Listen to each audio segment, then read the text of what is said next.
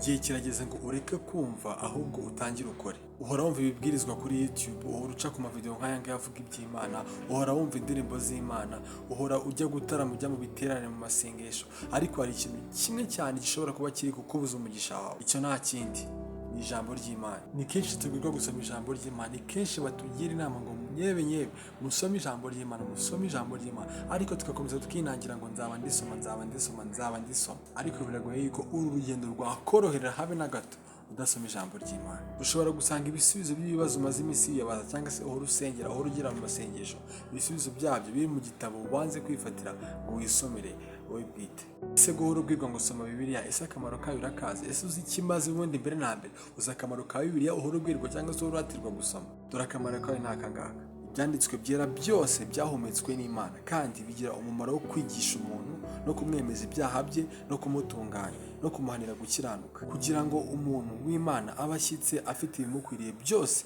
ngo akore imirimo myiza yose. Ijambo ry'Imana ritubwiye ko mbere na mbere ari ibyahumetswe n'Imana, ni imvugo y'Imana, ni Imana yabihumetse ibi ngibi. Icya kabiri, bigira umumaro wo kwigisha umuntu. Aho ubwira Imana ngo Mana nyigisha, ese ni gute nabaho uko ushaka? Ese ni gute nakora ibyo ushaka? Ese namenya gute icyo nshakaho? Ese Mana, akamaro kanjye ko kuba kuri iyi si ni akahe? Nta handi wabisanga mu ijambo ryayo. Uhora wibaza ngo ese iki ni icyaha, iki ntabwo ari icyaha? Ese nabwirwa n'iki cyaha cya nyacyo n'icyaha kitari icya nyacyo? Ko abantu ibyaha basigaye babyitiranya n'ibitari ibyaha, nabibwirwa n'iki?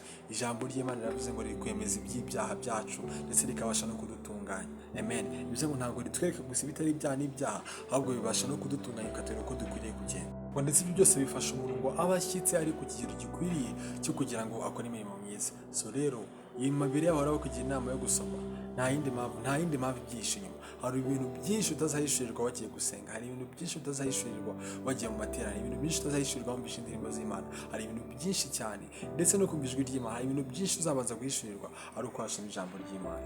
Shalom shalom.